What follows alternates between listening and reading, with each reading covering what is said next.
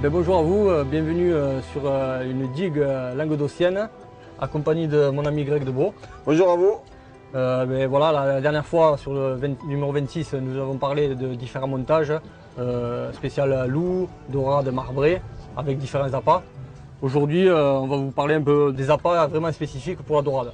Des appâts vraiment spécifiques à la dorade et d'autres qui seront plus polyvalents mais qui fonctionnent très bien aussi sur la dorade. Que ce soit de la digue ou du bord. Ou du bord. Voilà.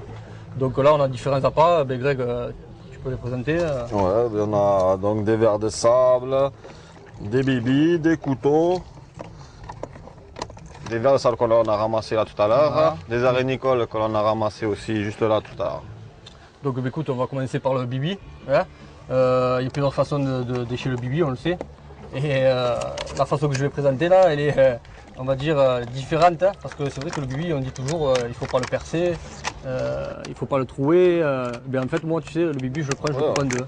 Donc Greg, tu vois, le fameux bibi de 7. Ouais. Et c'est vrai, c'est spécifique, tu sais, il faut vraiment regarder l'anus. Donc l'anus, le laisser et prendre côté, on va dire, juste l'extrémité. Et là, ce que je fais, je pince un peu le bout. Ouais. Et je coupe. On va perdre du jus, ça on le sait. Oui, mais au moins il va bien se diffuser. Voilà, bon. C'est des montages qu'on va lancer de la digue de 25-30 mètres, donc on ne va pas trop l'abîmer. Donc on va dire une aiguille à locher. Une aiguille à locher. On le rentre de part en part. On essaye de faire au mieux. Voilà. Voilà. De là, je prends le montage. Voilà, le montage. Donc en tandem, hein, ce qu'on avait montré au numéro 26. Et de là, on le rentre côté bout.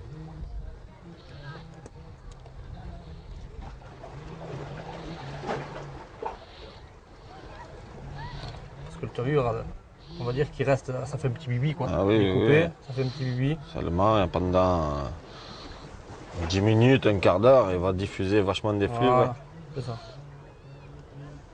Voilà. Bon, l'hameçon, on essaye de le cacher au mieux. T'as vu, Isaac? Eh oui, moi, Voilà. je n'aime pas voir un hameçon qui dépasse. Hein. Voilà. Donc voilà comment il est léché. Un bibi coupé. Ça c'est vraiment excellent pour la dorade.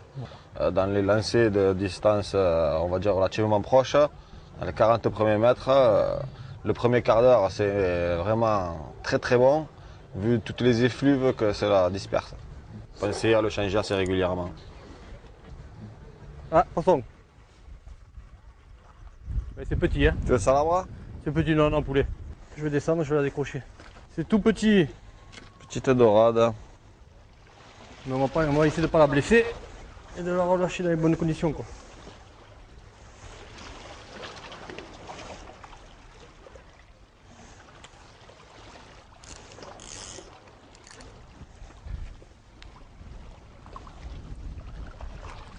Donc voilà une petite dorade, la belle sourcil d'or, et pris au bibi, comme vous pouvez le voir, couple en deux, hein. Voilà, et hameçon en tandem, deux hameçons en tandem. Ça marche, même si elle n'est pas grosse, c'est déjà bien de l'avoir. Bon, on va la relâcher parce qu'elle est petite. Hein. On sait que la maille maintenant est passée à 23, elle est faite, mais bon, on va lui donner une autre chance, quoi. Et s'il faut, dans un an ou deux, si on peut la revoir, ça sera mieux, quoi. Voilà. Hop. Allez. À la prochaine. Donc comme vous avez pu le voir, après la relâche de la dorade, là, il y a eu une petite touche.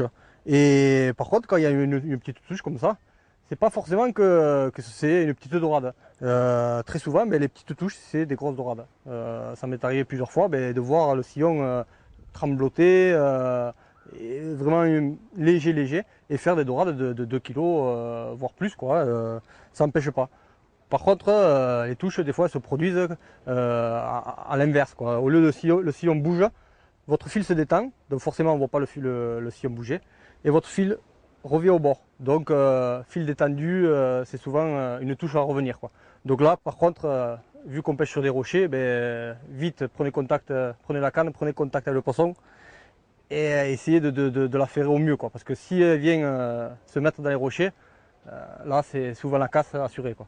L'année dernière, écoutez, sur cette épi, sur cette digue, ça m'a produit. J'étais un peu loin, donc le temps d'aller à la canne. La dorade est venue se mettre entre deux rochers et j'ai pas pu la sortir. Et là, un plongeur était à 2 mètres de moi et je lui ai demandé s'il pouvait aller me la décrocher. Et franchement, il a fait avec gentillesse. Il est allé et je vais vous dire un truc, c'est qu'il a été obligé de la harponner parce que elle était trop profond, donc il a harponné. Il me l'a ramené, je lui ai dit merci. Et comme quoi, on peut cohabiter. Voir les plongeurs, ici il y en a pas mal, il y en a beaucoup. Et ils sont là, ils restent au bord, ils nous respectent, quoi. Donc il n'y a pas de souci. Ils sont là, ils font des sèches, que ce soit au bord de plage, digue. Et ici, pas très loin, il y a une digue émergée. Et là, c'est à nous de leur rendre l'appareil. On essaye de leur laisser, d'éviter de les embêter en pêchant en décalé, quoi. C'est normal, je pense que c'est un échange. Comme quoi, si tout le monde se respecte, on peut tous cohabiter, quoi. Voilà, bon allez, on va lancer.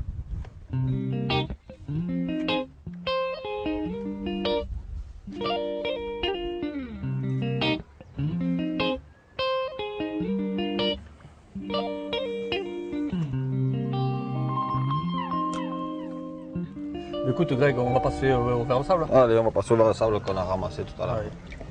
Un peu de la même manière que dans le numéro 10 où Jérôme les ramassait en plongée avec la combinaison. On les a ramassés tout simplement dans 20 cm d'eau en soulevant un caillou. Il y en avait qui étaient présents, on les a récupérés. Il y avait aussi quelques arénicoles avec. On a profité pour les prendre. C'est toujours bon à prendre. Avec les premiers centimètres de sable, je les ai soulevés avec les mains en plantant les mains dans le sable, très délicatement pour essayer d'attraper les vers sans les casser. Et ensuite, nous avons récupéré tous les vers de sable qui étaient retombés dans les alentours. Parmi ces vers de sable aussi, il nous arrive fréquemment de trouver pas mal d'arénicoles, un peu plus petites et légèrement différentes de celles qui se trouvent en Atlantique et qui sont excellentes. Par contre, étant plus petites, on ne les ébrode pas comme ils font là-bas. On les sèche aussi simplement que les vers de sable, mais on n'appuie pas sur les lancers, donc on va dire que c'est des appâts qu'on va se servir pour les distances de pêche aux alentours des 40-60 premiers mètres, pas plus loin. Donc qui est vraiment idéal pour ces pêches en digue. Et évidemment, Jérôme, n'est-ce pas que des appâts frais ramassés, on va dire, à la minute, lorsqu'on s'en sert, il n'y a rien à voir. Il n'y a pas photo, il n'y a pas photo. Ça, c'est des appâts de pays, quoi. C'est des appâts frais, voilà, ils sentaient la digue. Il faut toujours remettre à leur place les cailloux, afin de préserver les petits trous et surtout d'essayer de retrouver les vers de sable au même endroit. Trop avoir à les chercher, on sait que ce caillou se retourne assez facilement, déjà on l'a déjà retourné quelques fois. Et on sait que dessous il y a toujours des vers de sable. Pour la prochaine fois. Et voilà. Donc là je vais essayer de prendre le plus beau, hein. Même s'il y en avait pas mal, des jolis. Hop là, voilà, il est là. Il est important de toujours l'attraper par la tête le ver de sable parce qu'il a vachement tendance à se casser. Ouais, il a beaucoup de mucus. Ouais, beaucoup de mucus. C'est très dur à le tenir. Donc l'astuce que tu connais, prendre du sable un peu sec. Sur la plage, on prend du sable sec, là. Bon, on va essayer de le faire comme ça. Quoi. Donc là, je vais vraiment lui mettre l'aiguille dans le trou de la bouche. Moi, je procède de la sorte et descendre l'aiguille doucement jusqu'en bas. Quand il s'entoure, on essaye de le faire redescendre. Ce qui est important aussi, c'est d'avoir l'aiguille un peu mouillée. Quand l'aiguille est sèche, le verre accroche, il est un peu difficile de le faire monter. Alors que quand l'aiguille est humide, il glisse tout seul dessus. Donc après, l'astuce pour faire passer la queue du verre au petit nœud de l'hameçon, pour avoir un plus gros orifice, j'enlève un petit bout de verre de sable. La queue, quoi. Oui, la queue, voilà. Ce qui permet d'avoir un beau morceau à la fin. Et le nœud de l'hameçon, il passe beaucoup mieux. Une belle astuce, Greg, parce que tu vois, je le faisais pas ça. Mais Hop là. il passe tout seul. Il passe tout seul. Voilà.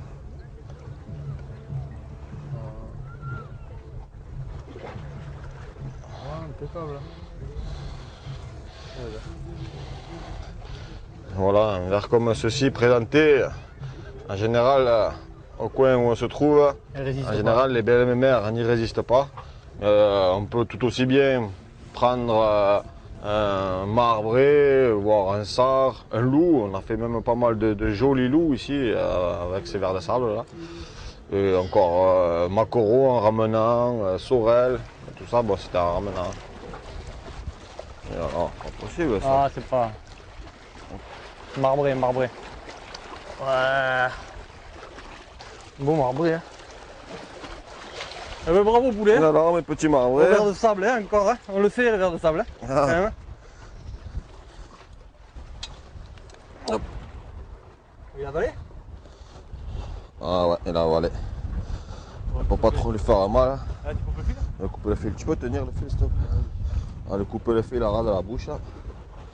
Parce que si je le dégorge, il y a de fortes chances qu'il saigne, que je lui abîme les branchies ou quoi, et il repartira pas. Tandis que là, tu vas le remettre. Voilà, tout en douceur.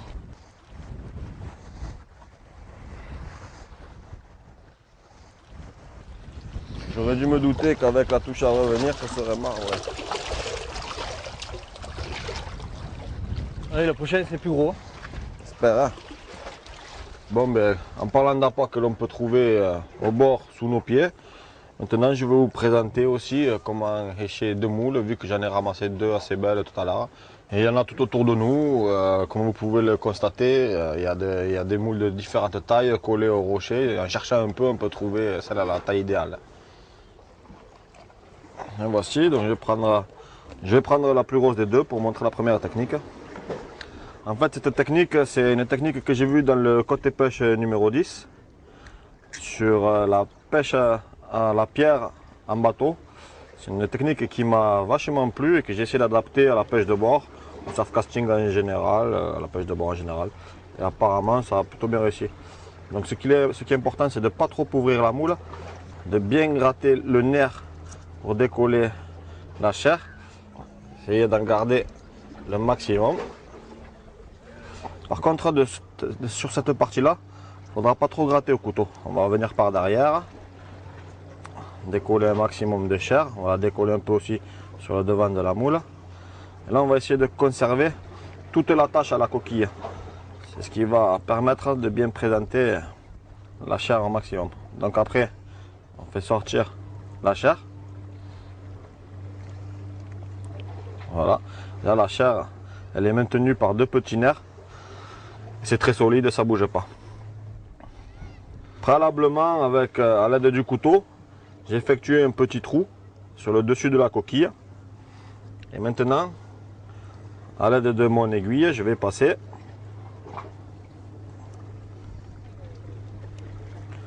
dedans. C'est une aiguille à bibi, une aiguille à locher, tout simple.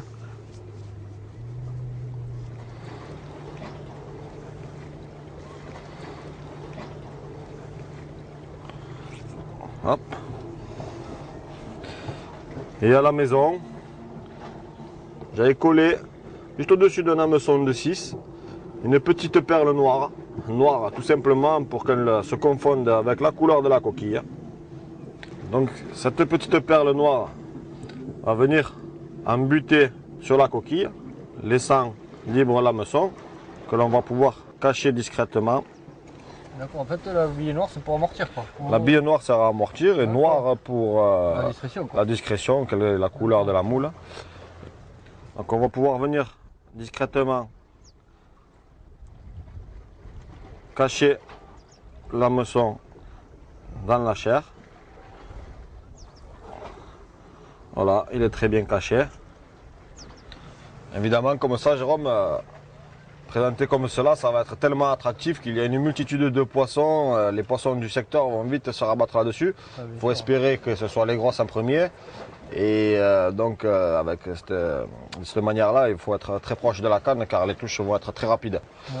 Mais ensuite, bon, pour essayer d'être un peu plus sélectif, tout en étant aussi attractant, je vais montrer une deuxième technique avec le même principe de perle, mais juste sur l'hameçon.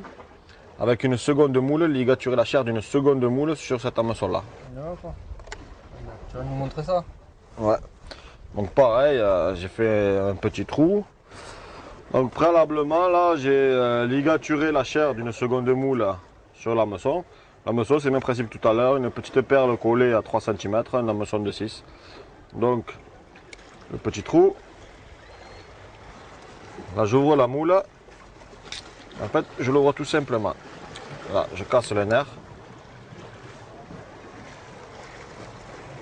Et je passe de suite.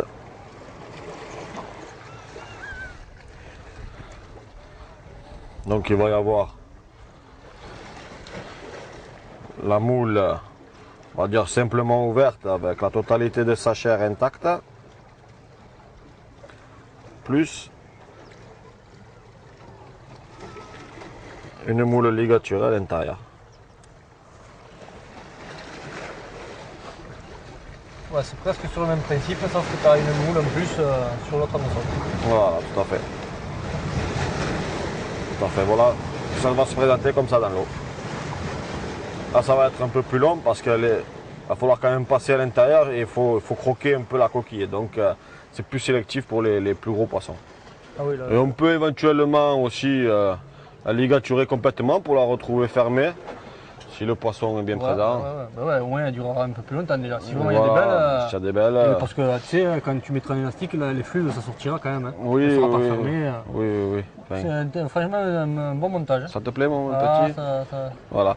Bon, après, évidemment, que ce soit des verres, des moules, des couteaux, si le crabe est présent sur la zone, ça ne fait pas de vieux os. Ah. Alors, qu'est-ce qu'il faut faire? Il faut mettre un crabe. Hein. Voilà. Donc, Tu as tout compris, cher ami. écoute, ben, on va montrer maintenant comment mettre un crabe, on va dire vert, le crabe vert. Par contre, il y a une technique, vous faites un petit clin d'œil à Néné de Marseille, il va s'il se reconnaîtra. Ah, si c'est à Marseille, c'est pas un crabe vert, c'est une favouille.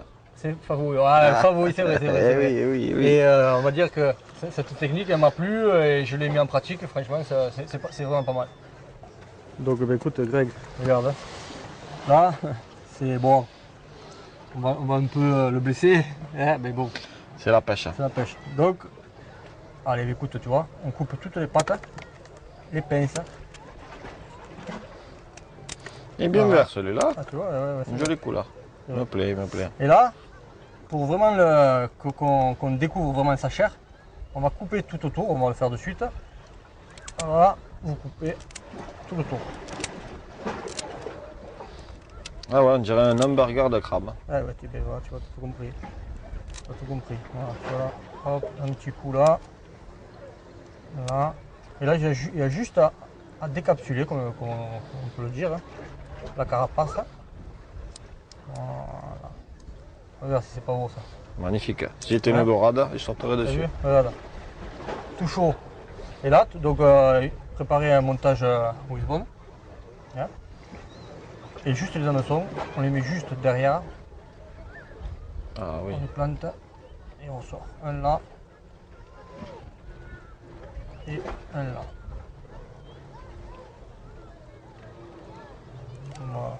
Alors par contre, là on a compris, c'est comme les moules que tu m'as montré et le bibi.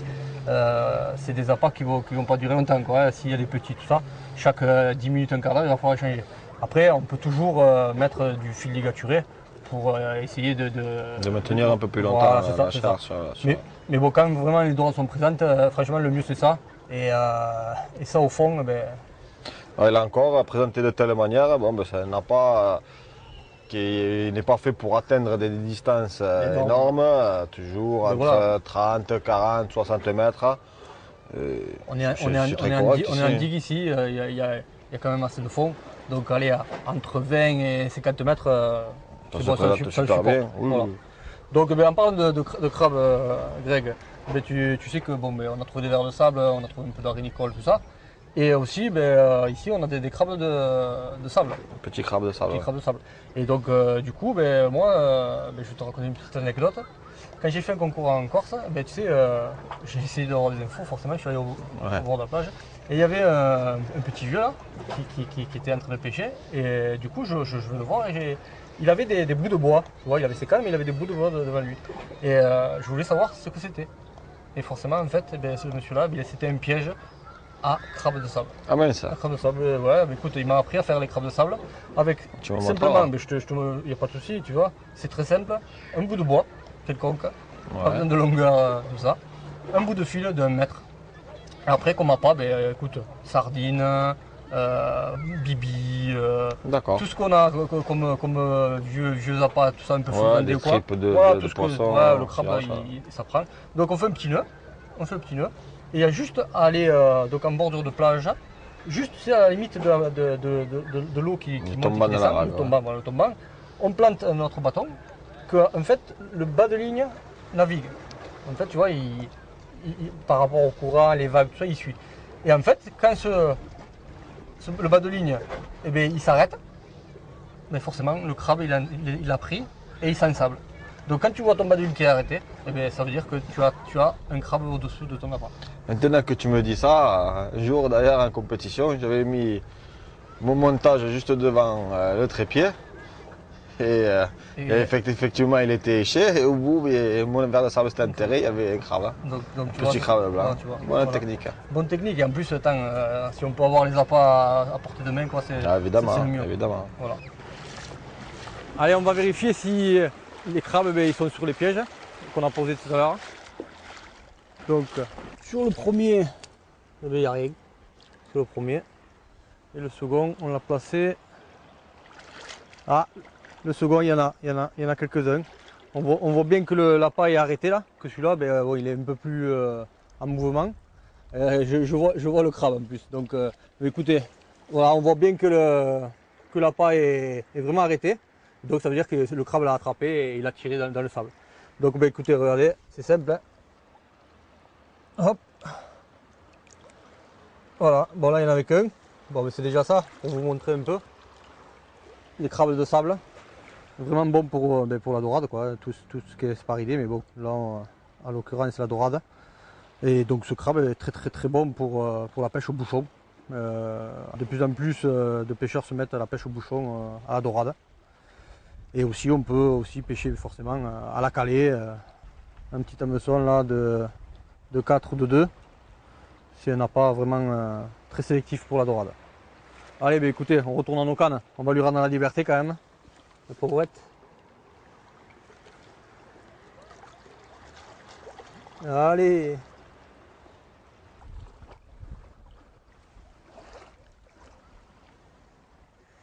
Il fait le mort là. Ils sont malins. Regardez comment ils s'ensablent. Allez, au revoir. Bon, Greg, il nous reste juste un appât à présenter. Le couteau. Le couteau, ouais, le couteau. Allez, Écoute, je vais prendre le joli, le petit. Non, je ne serai pas en forme. le plus petit que tu as. Hop, un qui est bien en forme. Donc le couteau, Greg, comme les autres appâts, on arrive aussi à en faire ici. On les a pas à côté. Ouais, malheureusement, on ne les a pas à nos pieds, ceux-là, Mais dans les étangs tout proches. Tout proche, on en fait. C'est vraiment une pêche ludique, c'est facile. C'est sûr qu'aller s'amuser avec les enfants pour les faire. La famille, Tout le monde passe un bon moment, tout le monde est content. Et après, on peut aller à la pêche. on peut la faire. Bon, la différence des couteaux d'Atlantique, on va dire que par rapport aux marais qu'ils ont en Atlantique, on le fait au sel très fin. Différence de nous, que nous on a une marée vraiment ridicule, quoi. Oui, non, on le fait à Marotte, on le fait dans l'eau. On le fait dans l'eau, voilà. Donc quand nous on les fait dans l'eau, au lieu de mettre du sel très fin, nous on met du gros sel. Oui, effectivement, ça tient mieux, ça tient mieux C'est l'eau. mieux, c'est dans l'eau, tout ça. Et comme on en revient, que c'est une pêche facile et surtout amusante, quoi. Ah oui, très Quand amusant. quand tu mets ce gros sel dans le trou en 8, parce que tu sais, le trou c'est une forme de 8, une serrure, qu'on met ce sel et qu'on voit souffler, le Surtout couteau. quand il sort. Voilà, et quand il sort, écoute, c'est extraordinaire. Ah ouais. Et quand on voit qu'on l'attrape et qu'il force pour regagner son trou, pour pas qu'il soit pris, c'est vraiment. Ça peut amuser, faire des enfants. C'est vraiment rigolo. Donc, pour le léchage du couteau, Ouais. il y a plusieurs façons. Il y en a qui mettent l'hameçon donc à la langue ou à la tête. Hein. Ouais. Donc, écoute, là, tu rentres ton aiguille de part en part et tu essaies de suivre la coque. pour esquinter, ben, on va dire, le couteau au minimum. Tu vois, la langue, on va dire qu'elle n'est pas abîmée. Ouais. T'en as carrément, il passe au milieu. Franchement, l'intérêt, c'est que la langue soit encore vivante et qu'elle bouge. Quand elle va commencer à bouger dans le sable, la dorade ou notre poisson, ben, il va être affolé et il va venir de suite. Ah oui. Donc là, on prend donc, le montage, donc hameçon simple. Après, bien sûr, il y a des différents, il y en a qui mettent 2 hameçons. Moi, j'en mets juste un, ça suffit amplement. Disons que c'est là, surtout selon la taille des couteaux. Et lorsque le couteau va faire une quinzaine de centimètres, il sera mieux peut-être de mettre 2 hameçons sur ce genre de couteau. Ça va très bien après, comme voilà, ça. après, c'est chacun un milieu. Ah oui, oui, oui. Voilà, présenté comme ça. Et ce qu'il faut faire, ce que je fais pour maintenir le couteau lors du lancer, je mets un coup d'élastique au niveau du haut. Alors, pour une raison déjà, pour maintenir l'appât, mais aussi pour faire sortir la langue. Comme ça, au moins, ça sera plus attractant. Parce que c'est vrai, quand tu mets l'hameçon et que tu fais pas ça, tu as la langue qui est à l'intérieur. Ah oui. Que là, on va forcer un peu, la langue va sortir. Ça sera, je pense, un peu plus attractif. Plus attractif. Attractif, c'est ça. Voilà, donc un petit coup, une demi-clé,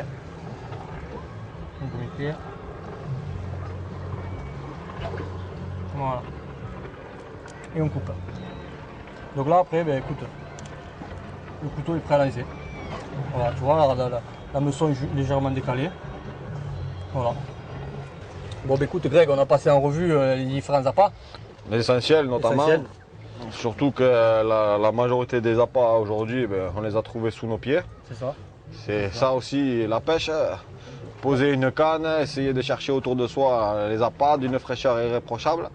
Avoir des appâts d'une fraîcheur irréprochable, ça donne des meilleurs résultats forcément. Et puis aussi d'une manière ludique, aller faire les couteaux dans un étang, en famille. Ça permet de sortir la femme, les enfants adorent ça. Ça donne une excuse supplémentaire pour une autre partie de pêche. Maintenant, ils sauront les échets. Tu m'as appris pas mal de choses et j'espère que je t'en ai appris. Nous espérons qu'avec les techniques que nous vous avons montrées, vous arriverez à toucher la belle mémère. La belle saucisse d'or. Nous, on va essayer d'aller en attraper une. On va pas rentrer à la maison avec une belle journée comme ça. On va mettre une canne. Ouais. Allez, Allez. mon petit poulet. On va essayer d'attraper une. Allez. Au revoir, messieurs, dames. Ciao.